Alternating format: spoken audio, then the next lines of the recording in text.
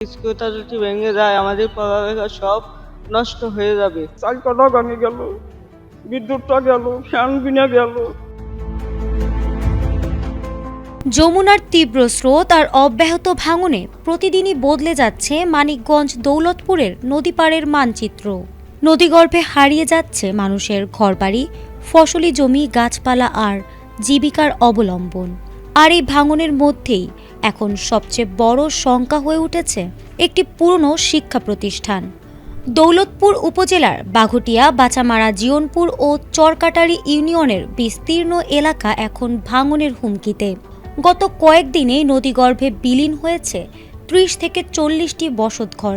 ভাঙনের ঝুঁকিতে রয়েছে আরও অন্তত ১৫০টি পরিবার। গুটি চাল ছিল, সেই চালকাটা ভেঙে গেল, বিদ্যুৎটা গেল, ফ্যান বিনা গেল। দুইটা বড় তলিয়া ছিল, কয়টা ময়দা ছিল, তলিয়াটা গেছে। মেয়ে বাস্তু হারা কিছু নাই। আর এই দেশে কখনো আত্মীয় স্বজন নাই, কার বাড়ি থাকবো। সেই হাসির বাড়ি যাইতেছে ওই দিক। কি হলো, আমার মেয়ে বাঁচবো, বাঁচার কোনো কায়দা নাই। সবচেয়ে বেশি উদ্বেগের কারণ হয়ে উঠেছে চরকালিকাপুর শুকুরিয়া দাখিল মাদ্রাসা।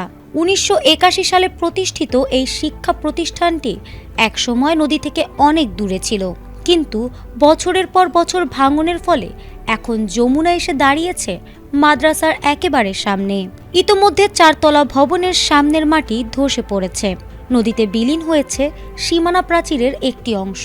স্থানীয়দের আশঙ্কা, ভাঙন অব্যাহত থাকলে যে কোনো সময় নদী গর্ভে চলে যেতে পারে পুরো মাদ্রাসা ভবন।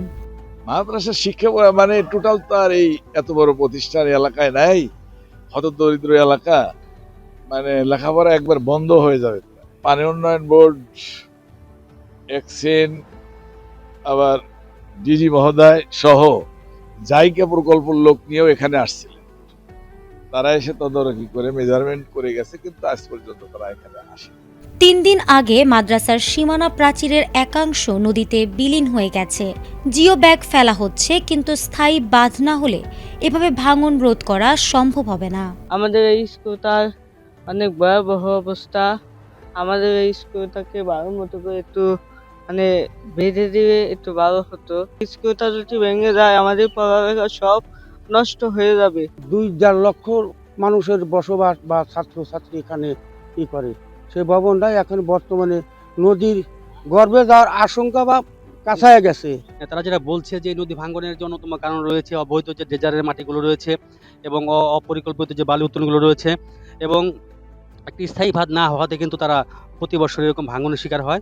ভাঙন ঠেকাতে কয়েক দফা এলাকা পরিদর্শন করেছে দৌলতপুর উপজেলা প্রশাসন ও পানি উন্নয়ন বোর্ড। এবার বরাদ্দ দেওয়া হয়েছে ১৮,০০০ বালুভর্তি জিও ব্যাগ।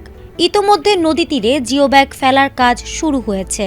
তবে স্থানীয়দের অভিযোগ, অতীতেও জিও ব্যাগ ফেলা হলেও বর্ষার প্রবল স্রোতে সেগুলো নদী গর্ভে চলে যায়, ফলে প্রতি বছরই একই দুর্ভোগের মুখে পড়তে হয় নদী পাড়ের মানুষকে। আমরা যখন খবর পাই যে সেই মাদ্রাসাটি নদী ভাঙ্গনের শিকার হচ্ছে, তখন আমরা তাৎক্ষণিকভাবে আমাদের ঊর্ধ্বতন কর্তৃপক্ষের নির্দেশ মোতাবেক আমরা সেখানে চলে আসি এবং আমরা সেটা রক্ষা করার জন্য চেষ্টা করেছি এবং আমাদের চেষ্টা অব্যাহত রয়েছে। তাহার পরিপ্রেক্ষিতে আমরা সেখানে প্রায় ২০০ মিটার জায়গা আমরা নদী তীর সংরক্ষণ কাজ জিও ব্যাগের মাধ্যমে এটা বাস্তবায়ন করি, এবং যেটা এখনো আপনাদের দৃশ্যমান আছে, এবং তার সামনেও আমরা আপস্ট্রিমেও আমরা ৫০ মিটার এই বছর কাজ বাস্তবায়ন করেছি। প্রাকৃতিক দুর্যোগের পাশাপাশি অপরিকল্পিত ড্রেজিংকেও ভাঙনের অন্যতম কারণ হিসেবে দেখছেন স্থানীয়রা। তাদের দাবি, ইতোমধ্যে বাচামারা, বাঘুটিয়া ও চরকাটারি ইউনিয়নের বিস্তীর্ণ এলাকা নদীগর্ভে বিলীন হয়েছে। এমনকি চরকাটারি ইউনিয়নের বড় অংশ এখন মানচিত্র থেকেই হারিয়ে গেছে। এত বড় একটি ভবন চরাঞ্চলে সেটা রক্ষা করাটা আসলে খুব কঠিন একটি বিষয়।